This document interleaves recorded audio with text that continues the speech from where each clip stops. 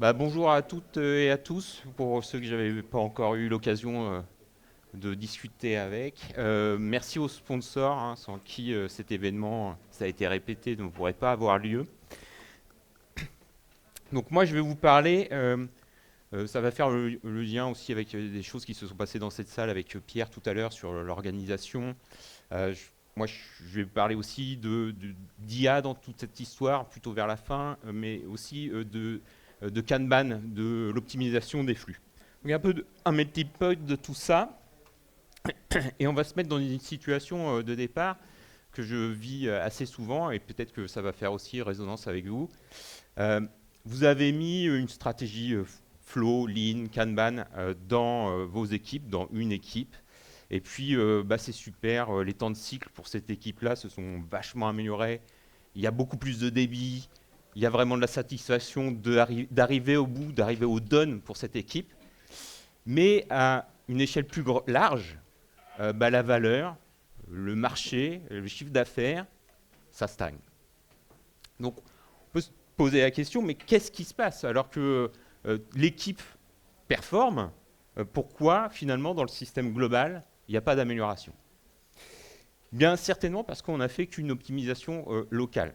Cette équipe-là, heureusement, ce n'est pas le cas pour tout le monde, mais souvent, ces équipes sont dans un système beaucoup plus large et vont être interdépendantes avec beaucoup d'autres équipes pour délivrer la valeur de bout en bout.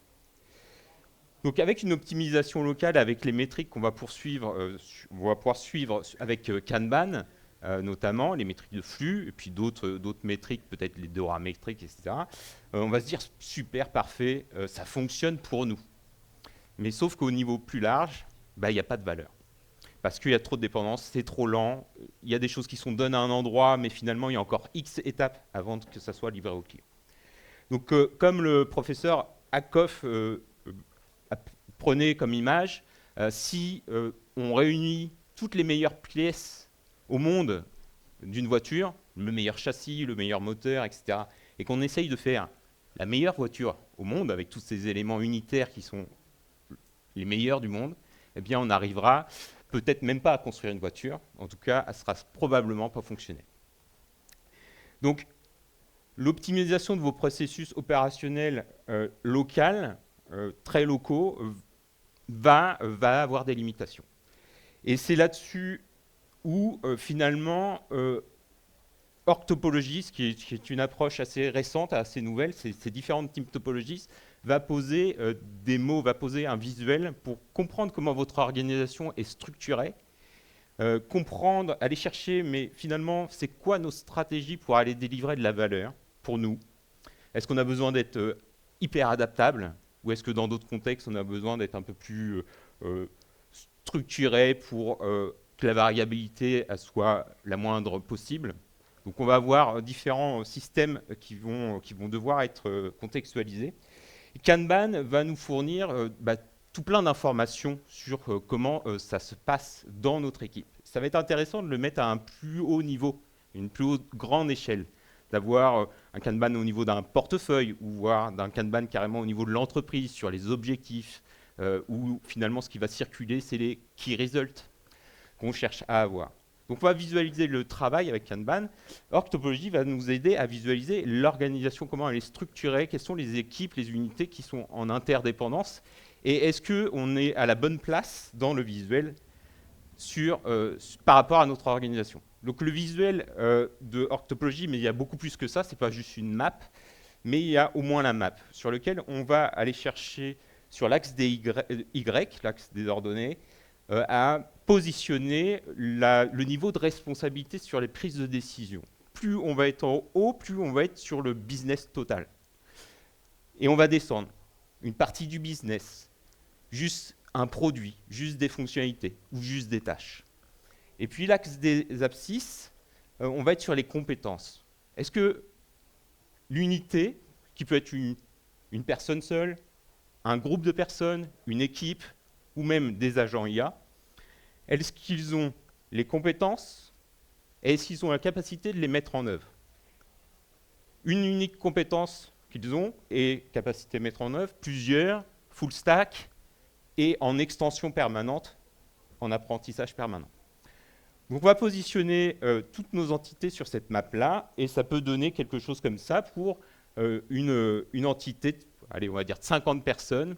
Il y a toutes les compétences, il y a toutes les directions, le marketing, le finance, etc., les opérationnels, mais malheureusement, chacun dans son silo. Chacun avec des mandats à la fois sur les compétences et à la fois sur la création de valeur, les décisions business, très parcellaires. Beaucoup du coup de comités pour se mettre d'accord, et tout de suite, on va voir que peut-être que localement, leur système de flux est performant, ils ont une bonne vitesse, mais si on regarde à un niveau plus élevé sur le flux, eh bien, tout stagne, tout prend énormément de temps, les goulets d'étranglement sont présents, le stock se génère à différents endroits. Donc, quand on est dans ce type de situation, quand on a cette vision-là de notre système organisationnel, là, l'objet, ce n'est pas de peaufiner sa stratégie Kanban, son flux. Il va falloir aller chercher un nouveau design organisationnel, des nouvelles choses, casser les silos, casser les unités pour peut-être les rassembler autour de quelque chose de plus grand, et puis leur donner la possibilité d'agir plus loin en termes de compétences et en termes de prise de décision. On a beaucoup ce modèle-là en France, MOA, MOE. Moi, je le vis assez fréquemment. On a beau avoir, il y a 3 ans, essayé de faire une union filière SI entre une entité informatique technique, MOE, et une entité informatique plutôt fonctionnelle, MOA. Eh bien, au quotidien, les gens ont toujours le même langage, et dans les équipes, en fait, ce n'est pas une équipe, c'est 2 équipes, ou peut-être même seulement 2 groupes de personnes qui, entre MOA, ne collaborent pas forcément super bien, et entre MOE ne collaborent pas non plus forcément très bien, et les deux ensemble, c'est pareil, plein de silos, plein de problématiques. Je avance trop vite. Donc, on va chercher à atteindre, en tout cas pour le domaine intellectuel, le domaine collaboratif, le domaine complexe, à atteindre le cadran qui est en haut à droite, parce que c'est à ce niveau-là qu'on va être très adaptable. On va comprendre très bien les problématiques des clients, et tout le monde va les comprendre. Et donc, on n'aura pas un système de téléphone arabe qui va se créer, où finalement la connaissance de la problématique business, la problématique client, va tellement être diluée qu'à la fin, c'est les mauvais choix qui vont être pris par les individus. Et puis, on aura toutes les compétences au sein d'une unité fusionnelle pour aller très vite à mettre en œuvre les solutions. Donc ça, c'est si on est dans un domaine complexe, pour faire de l'empirisme, pour faire de l'itératif et incrémental, très très vite. Évidemment, prends le cas par exemple d'une unité plutôt, d'une entreprise, peut-être McDonald's par exemple, fast food, ils n'ont pas besoin d'être hyper adaptables, c'est toujours les mêmes menus, par contre ils ont besoin que les gens ils savent bien le faire, ils sont hyper spécialisés, donc ils sont peut-être plutôt dans une stratégie à rester à gauche de la carte.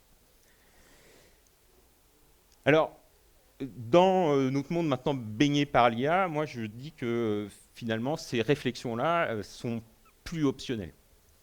Parce qu'il y a au moins 3 problèmes que je vois venir. C'est que l'IA va accélérer nos problématiques structurelles. Si vous avez des silos et qu'il y a des goulets d'étranglement, du stock qui se crée dans les passages au travers des unités, des équipes, eh bien, même si tout le monde va plus vite, ces stocks-là vont grossir. Et en lean management, le stock, c'est du gaspillage. Et malheureusement, je pense que tout le monde, dans toute la chaîne, n'arrivera pas à pouvoir être augmenté avec l'IA au même niveau. Et donc, il y aura des déséquilibres, et il y aura de plus en plus de stocks à certains endroits, et donc beaucoup de gaspillage qui vont émerger. Donc, on risque par exemple, si on a que la partie technique qui s'est augmentée avec l'IA, et pas les managers qui prennent les décisions, pas le marketing qui vend les produits, les commerciaux, etc., on risque de générer un gaspillage automatisé à grande vitesse à cause de l'IA. Le deuxième problème que je vois, c'est que les organisations, les managers, etc., ne prennent pas l'IA comme un outil. Alors que, à mon sens, c'est qu'un outil. Peut-être hyper perfectionné, c'est peut-être un super marteau, mais ça n'en reste qu'un outil. Et donc, tous nos problèmes organisationnels qui génèrent des temps d'attente, bah, l'IA ne les répare pas. Et dans le domaine complexe dans lequel vous êtes probablement, dans le numérique, bah, il y a 80% du temps où les sujets qui sont démarrés n'avancent plus. Personne ne travaille dessus. C'est en attente d'une décision, c'est en attente d'une autre équipe, c'est en attente d'un autre silo. Et l'outil, bah, il sert que sur le temps actif. Donc il va servir peut-être que sur les 20% de temps. Et encore, je suis peut-être gentil, certaines personnes qui disent que c'est plutôt 95% du temps qui sont de l'attente dans des systèmes comme ça. Donc on va gagner sur les quelques pourcents des activités où vraiment le travail et la création de valeur avancent. Mais les temps d'attente, ils vont rester les mêmes, peut-être même ils vont être exacerbés parce que le nombre de sujets en cours risque probablement d'augmenter sous la pression de bah, vous êtes équipé maintenant de l'IA, vous devriez aller plus vite, donc vous pourrez pouvoir lancer ce projet-là en plus, cette solution en plus, etc., etc. Et ça, c'est le docteur John Little sur la théorie des files d'attente qui nous l'a appris. Une augmentation du WIP, une augmentation des choses qu'on fait en même temps, eh bien, c'est une augmentation du temps de cycle et donc une réduction de la rapidité à fermer la boucle de feedback.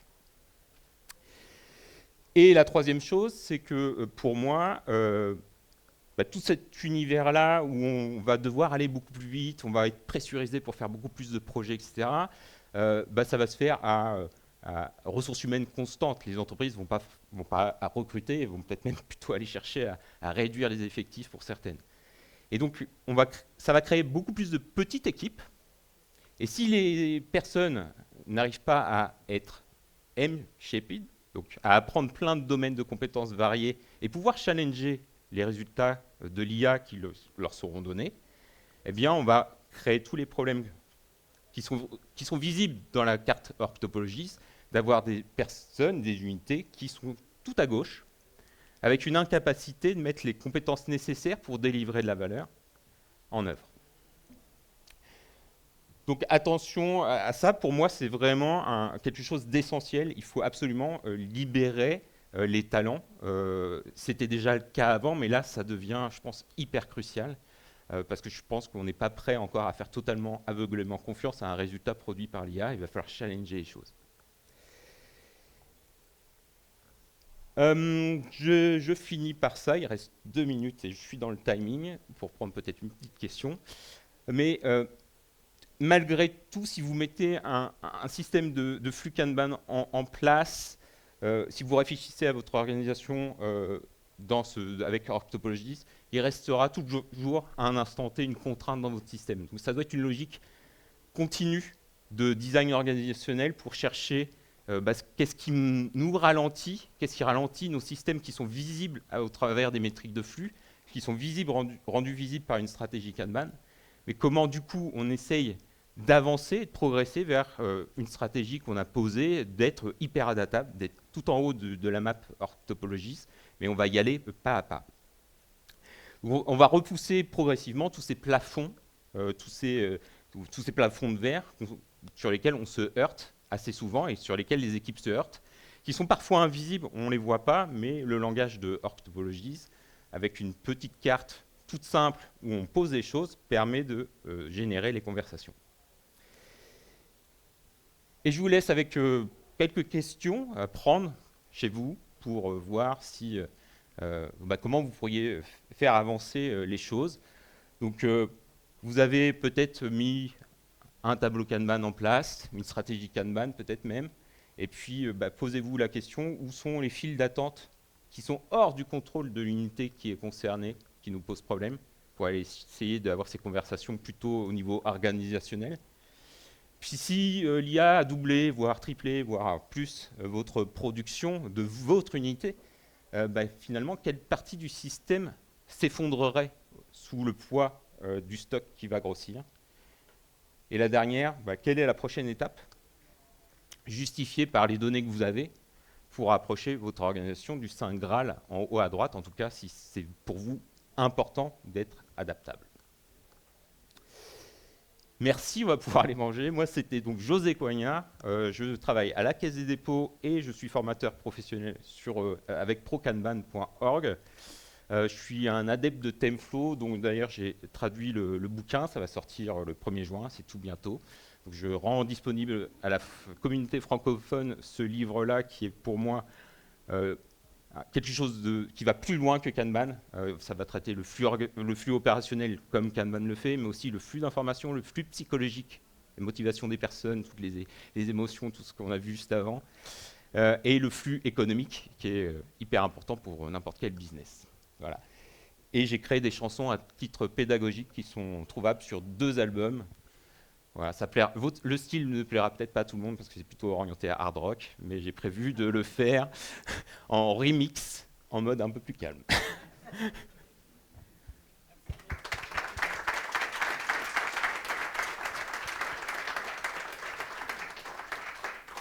Est-ce que quelqu'un veut poser une petite question avant d'aller manger?